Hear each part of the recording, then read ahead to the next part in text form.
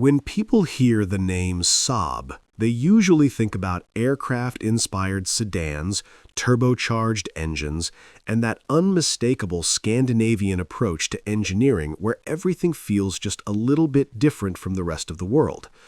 But very few people know that at one point, Saab decided to step completely outside its comfort zone and experiment with something far more unusual, a compact motorhome built on the foundation of one of its earliest cars.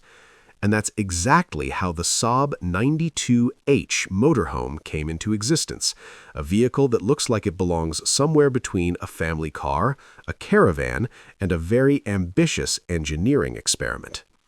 To understand why this machine exists at all, we need to go back to the early post-war years, when Saab was still finding its identity as an automobile manufacturer. The company, originally rooted in aviation, had only recently introduced its first production car, the Saab 92, in 1949. Like many of Saab's early creations, the 92 was heavily influenced by aircraft design principles, featuring a streamlined body, lightweight construction, and a strong focus on aerodynamics. It was practical, efficient, and cleverly engineered, but it also had something else, a sense of experimentation that would eventually lead to projects like the 92H. The idea behind the motorhome was surprisingly logical, at least on paper. Europe in the 1950s was slowly rebuilding, and the concept of road travel and camping was beginning to gain popularity. People wanted freedom, mobility, and the ability to explore without relying on hotels or fixed accommodations. Saab, always willing to think differently, saw an opportunity to combine compact car engineering with the emerging demand for recreational vehicles. Instead of building a large and heavy camper like many manufacturers did, Saab approached the problem in its own way, make it small, efficient, and just practical enough to work. The result was the 92H, a prototype that took the basic structure of the Saab 92 and extended it into something far more spacious, at least by the standards of its time. The front of the vehicle remained relatively familiar, retaining the rounded aerodynamic shape that made the original car so recognizable. But as your eyes move toward the rear, everything changes. The body stretches upward and backward into a tall, boxy living compartment that looks almost improvised, as if someone took a normal car and decided to attach a tiny house to it.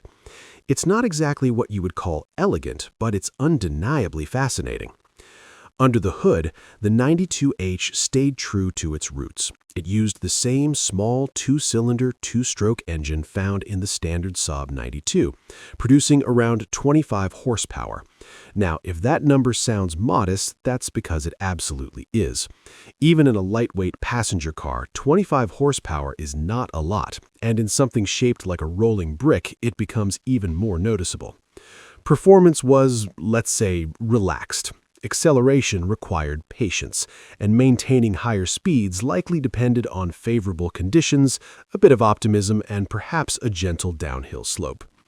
The drivetrain remained simple and functional, with power sent to the front wheels, which was somewhat unusual at the time, but very typical for Saab. This front-wheel drive layout helped improve traction, especially in challenging conditions, and made the vehicle more predictable to handle despite its unconventional proportions. However, the added weight and altered center of gravity introduced new challenges, particularly when it came to stability. This was not a vehicle designed for speed or aggressive driving. It was built for slow journeys, scenic routes, and drivers who understood that getting there was more important than how fast you arrived. One of the most interesting aspects of the 92H is how Saab attempted to create a livable interior within such limited dimensions. The rear section of the vehicle was designed to function as a compact living space, providing just enough room for basic camping needs.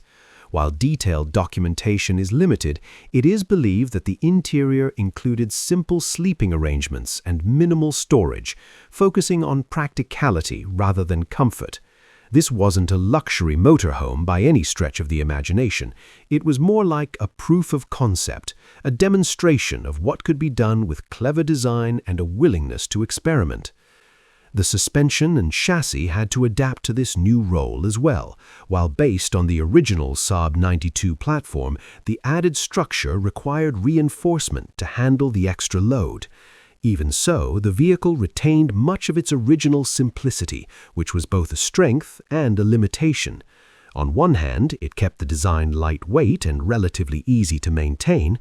On the other, it meant that the 92H had to operate within very tight performance margins.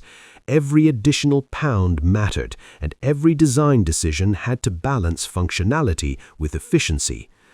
From a design perspective, the 92H is a perfect example of form following function, even if the result is not conventionally attractive.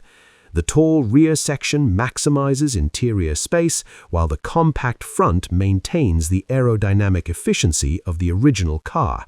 It's a combination that feels slightly awkward at first glance, but the more you look at it, the more it starts to make sense. It's not trying to be beautiful, it's trying to be useful, and in its own unusual way, it succeeds. Despite the creativity behind the project, the Saab 92H never entered mass production.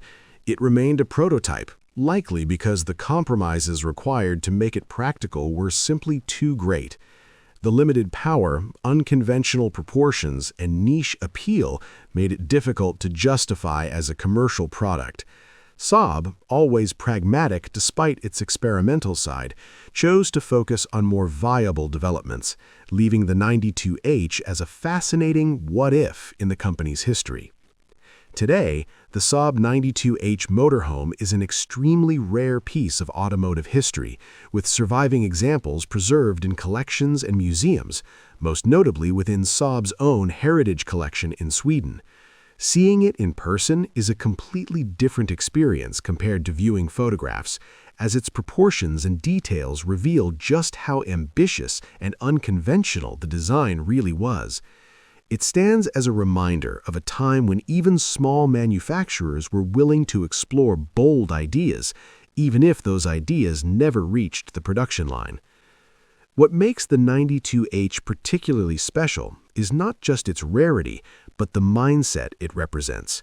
It reflects a period when the automotive industry was still open to experimentation, when engineers were willing to test unusual concepts simply to see if they could work.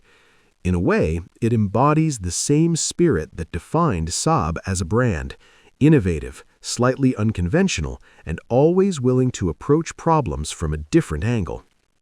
And if we're being honest, there's also something undeniably charming about it. Yes, it's underpowered. Yes, it looks a bit like a car that swallowed a small cabin. But that's exactly what makes it memorable. In a world where most vehicles are designed to fit neatly into established categories, the 92H stands out because it refuses to do so. It's not quite a car, not quite a camper, but something in between. And that in-between space is where some of the most interesting ideas are born. In the end, the Saab 92H motorhome is not important because it changed the industry or became a commercial success. It matters because it shows what happens when engineers allow themselves to think freely without being constrained by expectations or market trends. It's a small, quirky, and slightly impractical vehicle, but it carries a big idea that innovation often begins with questions that sound a little bit strange at first. And if you enjoy discovering vehicles like this, rare, unusual, and just a little bit crazy in the best possible way, make sure to subscribe to the channel, because there are many more forgotten machines and hidden automotive stories waiting ahead.